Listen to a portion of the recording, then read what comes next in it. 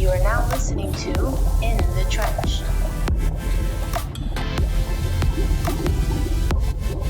Welcome back to another episode of In the Trench. This week we have somebody so sick. So you guys saw 2 weeks ago we had Jay Nielsen on the podcast, and he was so fucking cool. Well, you got the judge's perspective on what it's like to be on Forged in Fire. This week we have Cody Adolphson, season 9's winner, and goddamn, he was fucking beast when it came to this shit. Like, if you guys go on his Instagram page, I'll be tagging down below in our description, and you can see it here, obviously on the screen as well. But for those people listening and not watching, it's in the description. Go take a look at this guy's work. It's absolutely beautiful. Like the knives, he was telling me of some ways you could do Damascus. If you guys know what Damascus is, like I thought there was only 1 or 2 ways of doing it. This guy's inventing new ways of doing Damascus. Completely different animal. Thanks again, Cody, so much for coming on the podcast. Stay tuned for this next week coming up. It's going to be something pretty special also. We're not going to give away too much. But thanks again, Cody, and I hope you guys enjoyed this episode. Appreciate you making the podcast. Yeah, thanks for reaching out. Of course, man. I am probably, ever since quarantine, the biggest Forged in Fire nerd that there has ever been. Like, I discovered this show on, like, I don't know if it was Netflix or Hulu where I found it, but I can't stop watching it since. So it was just, yeah, it's what got me into it for sure. I saw the show and I'm a welder by trade, so I kind of been around metal my whole life and just kind of looked at the show. I was like, I think I can do that. That's so funny. We actually yesterday we had Jay Nielsen on. He came. Oh, no shit. Yeah. Jay Nielsen came on yesterday. So he's so cool. He's such a cool guy. Yeah, when on my episode when Jay said it was a pleasure watching me work and all that stuff, it was kind of one of those moments, you know. Yeah. I can imagine. If we had him on, it was just like such cool getting the judge's perspective. And I just want to know what it would be like getting the champion's perspective, right? Yeah. When you came into the show, how many years of bladesmithing did you have? 2. Not quite 2. And you got the inspiration watching the show, obviously. Yep. And how long were you a welder before that? So my dad was a welder. So I've been welding since I was a kid. 6 years old was the first time I ever welded. So that's so cool. So it was natural. Additionally, I have my own welding truck. So I was up here in North Dakota doing pipeline work and refinery work and whatnot. So I'd been doing that professionally with a welding truck for 11 years. That's so cool. And so I'm just assuming the transition was almost seamless, or no? Being a welder, especially a pipe welder, you got to be meticulous. You got to know what you're looking at. So yeah, it really helped me transition from welder to knife maker for sure. And especially since my dad, he got into machining. So I learned machining on lathes and mills, and him and I built recurve bows, and we got into gunsmithing. So, I mean, the meticulousness and the precision was there to where it all came pretty naturally, I'd say. Yeah. Do you still have the first knife you've ever forged, or that's gone? I do, actually. That's so cool. No, I do. It was actually with Tyler Hackbarth, the Forged in Fire champion, who I learned from. Him and I made 2-bar Turkish twist Damascus. So my first knife was a Damascus knife. Wow. And Turkish isn't it like the hardest Damascus to make? No, Turkish twist is 2 opposing twists. So you turn one counterclockwise and you turn one clockwise. Yeah. And then you forge weld them back together and then draw out your knife. Yeah. I'm trying to think of, I forgot. I don't know if you saw the episode that the judges did when they were all at home. But Ben Abbott's sword. Thing was the most insane thing I've ever seen in my life. Yeah, he does. Ben's a super cool guy. I met him at Blade Show a couple years ago. Super nice guy. I didn't know which judge I wanted more, Ben or Jay, as that judge that they substitute out. But I'm glad it was Jay. It was cool getting Jay's perspective on my work and letting him watch me work. But yeah, that sword that Ben made was insane. No, Ben's a wizard, I will say. Ben is probably a wizard. He is not human. No, it's so funny that it's when I first started watching the show, I'm like, okay, so this guy was a contestant and he earned his right to be a judge. That's really cool. I thought that was just gonna be like whoever wins a couple times can be a judge and he's gonna get brought in and brought out. But then when I saw the work that he does, I'm like, okay, there's a reason this guy is also a judge. Yeah. And when I saw that work from home episode, I'm like, what the heck is that? Like, that is the coolest weapon I've ever seen in my life. Yeah. Yeah, how he brought the tip in and then forged it all together. Yeah. Just the fact that he had to get all the twists right in the right place and put them together, and they had to forge. It was just way too Yeah. much. It took 2 weeks. Well, that's what's so cool about Damascus. I mean, it's endless. I mean, I just made a Damascus ring for my buddy's wedding this week at home. So I mean, That's it's so endless cool. what you can do with steel. I mean, there's guys, Steve Schwarzer, he's a master smith. He puts pictures into his steel with canister Damascus. You'll have to look him up. He's got some pretty cool stuff. You could put pictures in your Damascus Oh yeah. and Yeah. turn the actual metal pattern into the picture. Yeah. So That is crazy. he'll make a picture. He started with stainless foil, and he actually did like a picture of a guy with the bird hunting, shooting a shotgun and all this, and he put that in the blade. And with mosaics, you can actually repeat that pattern down the blade if you know what you're doing, how to do that. Yeah, it's wild. That's insane. So when you started getting into watching the show, what was the process like for you actually getting on the show? Did you like know somebody who knew somebody, or did you just like apply? So I waited a while till I was comfortable getting on the show, and then Tyler put me in touch with a producer to email. Then she gave me the kind of application to fill out, and then that application didn't go through. Then they started casting for season 9, and then I threw my application, and I think it was 2 weeks after I put my application in, they reached out and had a video chat similar to this, and I was at the shop, kind of showed them my work, and then I think a month later I was filming. So you had to show them like what you're capable of beforehand. Yep, and then they scroll your social media and stuff, because pretty much every knife maker now has social media, and they put their work on there. So Yeah. So is Yep. that what you are now? Like, are you a full-time knife maker, or do you still do welding? Nope. Well, I'll do welding too, but actually 2 months ago I quit my job at the local refinery here, and I am making knives full time. And That's then actually the coolest thing. yeah, I'll pick up welding jobs here and there, just little things if I need to, if knives get slow. Thankfully they haven't gotten slow, so I mean, I've seen your Instagram. There's no way they get slow. That's actually like it's. I've seen your work, and I was looking with my girlfriend Nicole, and we're like, it's insane the way I've never seen in my head. The only way to do Damascus was like this couple ways that I've seen on the show, and Yeah. I never knew you could actually find a way to put the pattern only on one side of the metal. Oh, yep. And just seeing your knives like that, it was just like, what the heck is that? Like, Yeah. it's so cool. What I love about it, it's endless. I mean, the possibilities are endless. I don't know if you saw that feather pattern I just finished not that long ago. Yeah, I'm sure I did. I saw all the Yeah, posts. They were sick. That's another thing. Just crazy.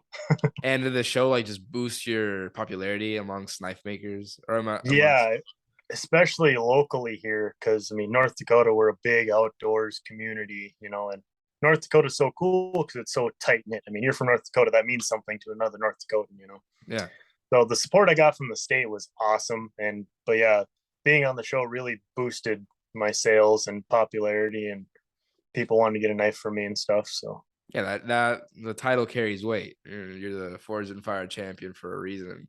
yeah, and I'm actually the first one from North Dakota. Oh, that's cool.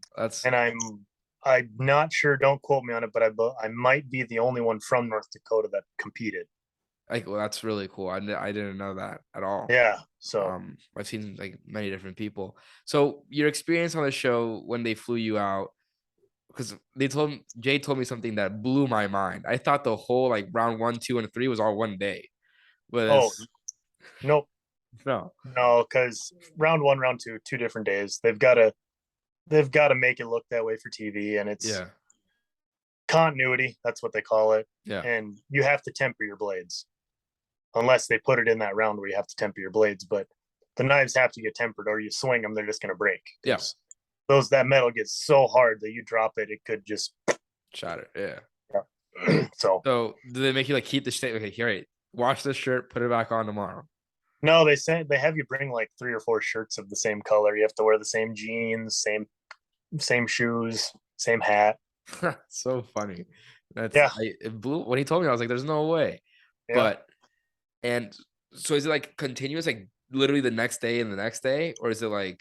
Yep. So round 1 was one day. So I think I showed up on set right away in the morning, and we got back to the hotel probably late afternoon after the first round, and then the next, someone gets eliminated. Sometimes they wait till the next day. I've heard people say you come back the next day, then it's the next you three doing your thing, doing the handle round. And then after that, it depends on what scheduling looks like when you do the home forge, where it could be that same week when you get back, you're starting like that. Me, holidays kind of came in between, so I had a little bit of a grace period. Yeah. So, And so for day one, was it like, were you like super nervous? yeah. So, funny story, and not a lot of people know this. So, I had just gotten over COVID when I Wow. was going to round one. And I don't know if you've heard of that COVID brain thing where people like get the brain fog.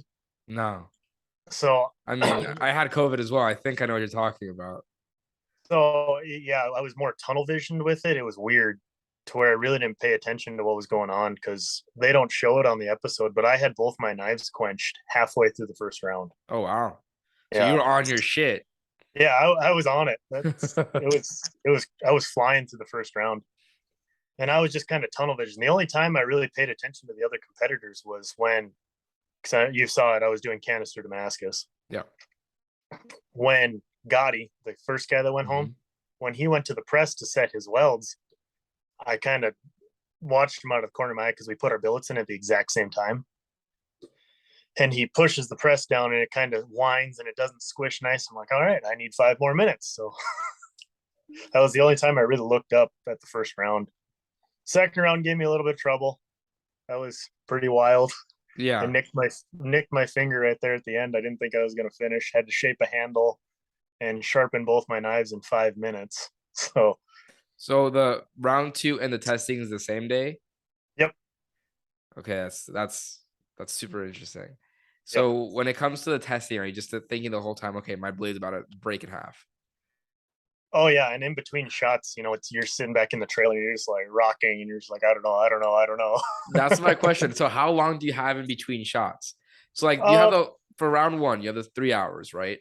So like the whole 3 hours, are you just continuous? Like the clock does not stop? So those hours are the most real hours. The way I explain it, those are the most real hours on TV. Yeah. There's no stopping. So bathrooms on your own time? Yep, nothing. Wow. Yep. And so for round two, is it more kind of? Round two is the same way. I mean, it's continuous. Straight. Yep. And there are times where, I don't know, you'll see it every once in a while. They'll pull you aside and people are still working in the background. Yeah. So they'll ask you questions and you have to answer in full sentences. You can't just be like, oh, okay, yeah, good, me. You have to. What? That just brought up something huge that I've always asked about reality TV. So when they're like talking about, like, let's say when they're testing, right? And you see the guy in front of you go for the testing, then they get your reaction to the results of his testing. So do they let the first guy go, then they bring everybody out to go talk about reactions and then go bring it back? No, so all that is after. It's just your acting. Yep. That's so funny. Because in my head, I'm like present tense. Just I'm always trying to like make it like work in my head. At what point is he talking? How did he know to talk about that? Like that's so funny. Yeah. It's you guys are really just acting at that point. Yeah, I mean, and like I said, when they pull you aside on the forge, when your time is still going, you have to answer. So you kind of have to have your shit about you to where you can actually listen to these people ask you questions and answer these questions so you can get back to work. Yeah. So you kind of got to be on the ball. You can't. And what was scarier to you, actually doing first round or the 4 days at home? So the second round testing, I had a pretty rough second round. I didn't know if they were going to test my knives. There was that pin issue. I didn't even get a chance to test my edges. I just kind of went through my motions on how I sharpened my knives. And mine ended up being the sharpest on the floor and the toughest on the floor. And I was kind of like, all right. So that was to you less stressful than when you were at home making your master blade? That was more stressful. Yeah. So at home, everything went according to plan. I had no upsets. There was that time in the oven where it wasn't heating up. Like, yeah, that was kind of a moment, but it really didn't bug me. I knew I was going to do it. They kind of add moments of stress.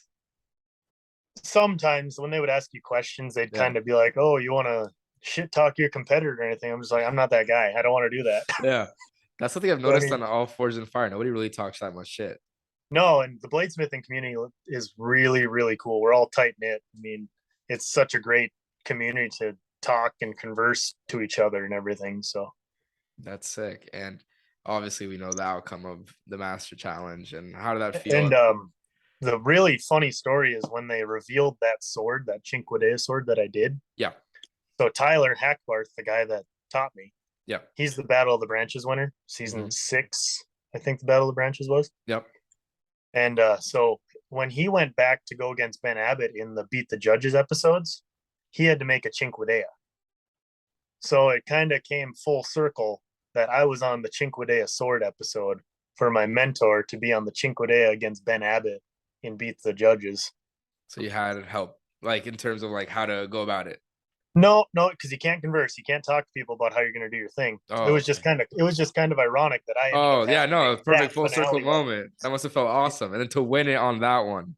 Yeah, so it was pretty wild. That's so sick. And then after you actually win it, like I know people, they show like the camera when the guy's like, "All right, you didn't win, leave," and they show the camera, the dramatic as they walk out while you stay in. Does everybody just kind of linger around and you kind of just mingle afterwards, like with the judges, or is it like?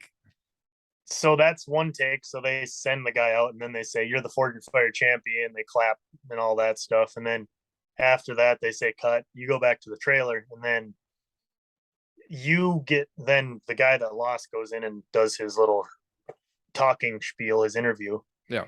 And then like me, I got to sit there and talk to Grady, Doug, and Jay.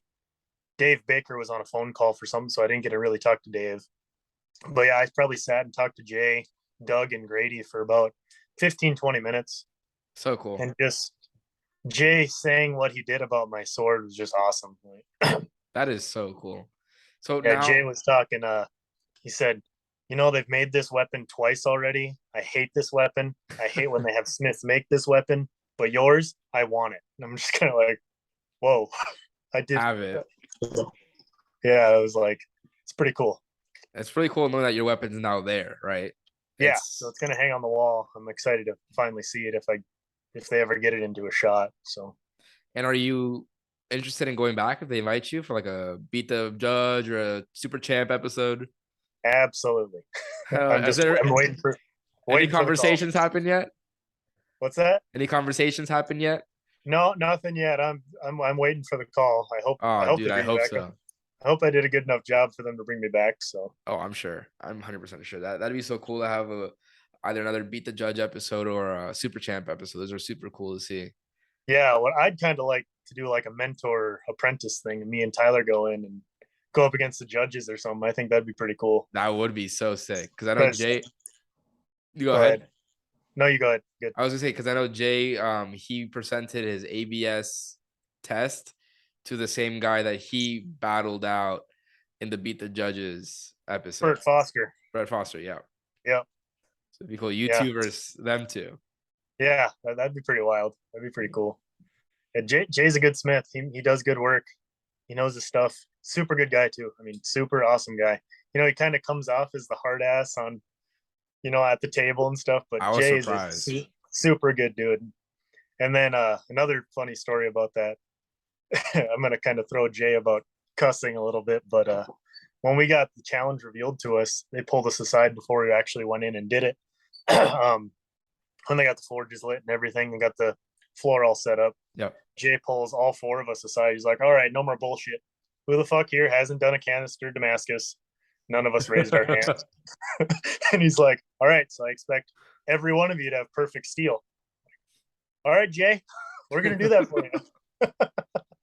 I asked him what his number one pet peeve, or what made him want to pull his hair out the most out of contestants while they're there, and he says it's either they quench too hot or it's the canister Damascus. He's like, nobody gets it right. No, and truth be told, not many people know this. I had only done one canister before I went on the show. That was so you were scared shitless when he's like, "All right, who hasn't done one?" I mean, fake it till you make it, right? Exactly. And hey, you did it, so that's all that matters. Yeah, it worked out. So, and I can't remember the episode exactly. Did you leave the can on and then grind it off? Nope, I left it all on. I didn't because they didn't require it, and I figured that mild Genius. steel. That's the exactly mild what he steel would said. help. Yep, Yep. that's exactly what he said. He's like, because I asked him yesterday, I'm like, isn't it just better if they just leave the canister on and save the time? He's like, that's what people should do. There's Yeah. no reason for them to waste all their time with the canister if we don't tell them to. Right.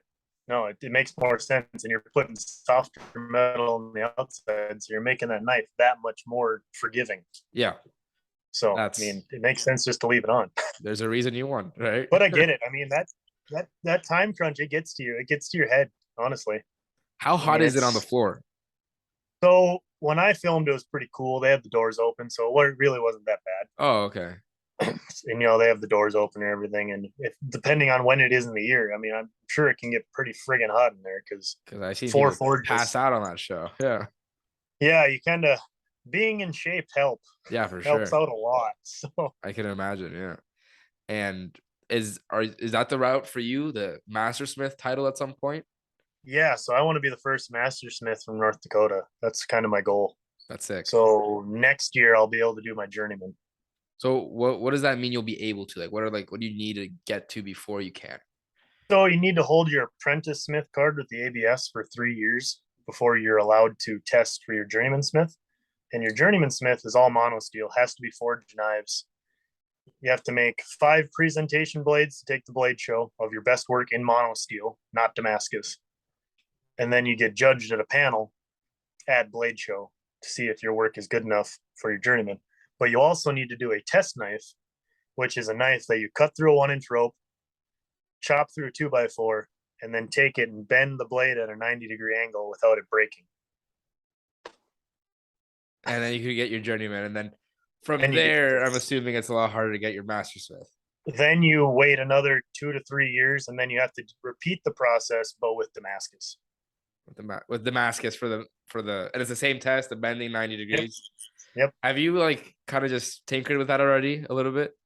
Yeah, I've messed with it quite a bit, trying to get my heat treat correct and everything to where I have no worries, to where when I actually do it, I don't break a blade, because you have to do it in front of a Mastersmith too. A Mastersmith has to witness it. So like, say I want to do mine, I go to Jay Nielsen, let's say. He has to witness the rope chop, the 2x4, and the blade bend, and he'll actually say when the blade is good to back, and then he'll sign the blade and saying I passed, blah blah blah. That's so cool. I'm sure that's super exciting. And yeah, so that's the goal. Around the last question I really have is, like, average wise, how many knives do you think you're making a month? Oh boy. No way it's that many. So I know in the last year, and that's this with working full time plus doing knives on the weekends. Yeah. I've done over 100 and some blades. Wow. Are those all Damascus? Most of them are Damascus. Yeah. That's so Damascus looks the best. Like, I don't know. Yeah. It's just so cool. What's your favorite type of Damascus? So I really like Firestorm. It's twisted W's. So instead of taking the layers and forging them this way, so you forge them and then you turn your billet 90 so that the layers run this way through the billet. Okay. And then you crush them and it makes C's. I don't know if you've ever seen it. I have not seen Firestorm. I'm gonna look it up right after this. So I just finished a couple actually. So it makes C's, and then you restack the C's and it makes W's when you forge weld them back together. Oh shit. And then you twist that, and then there's actually W's in the twist pattern. Oh, is that the one that I saw? I think I saw that one with I'm just gonna pull it up right here. I have it right in front of me. I have your page. Is it this one right here? I don't know if it's this one. Oop, oop. Oh, let's wait for it. No, well, okay, so that does have Firestorm in it.